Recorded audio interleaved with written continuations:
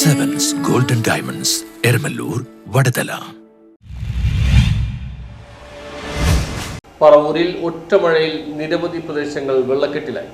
പുതിയ ദേശീയപാത 66 നിർമ്മാണത്തെ തുടർന്ന് തോടുകൾ അടഞ്ഞതോടെ ഒറ്റമഴയിൽ തന്നെ നിരവധി പ്രദേശങ്ങൾ വെള്ളക്കെട്ടിലായി. മുത്തക്കുന്നം മുതൽ ചെറിയ പള്ളി വരെ 100ഓളം കുടുംബങ്ങളെങ്കിലും വെള്ളക്കെട്ടിന്റെ പിടിയിലായിട്ടുണ്ട്. പല റോഡുകളും വെള്ളം നിറഞ്ഞ് സഞ്ചാരം തടസ്സപ്പെട്ടതോടെ പ്രളയസമാനമായ സ്ഥിതിവിശേഷമാണ് ഈ പ്രദേശങ്ങളിൽ നിലനിൽക്കുന്നത്.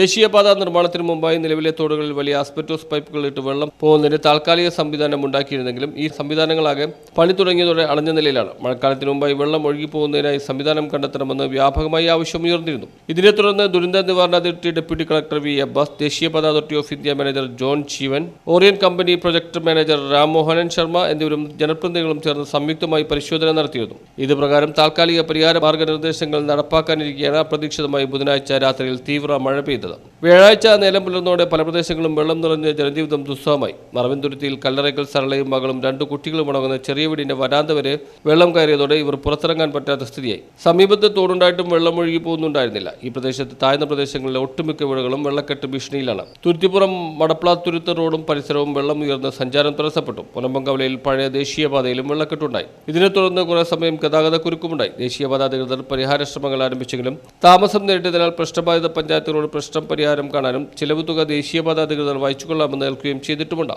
News bureau, Paravur.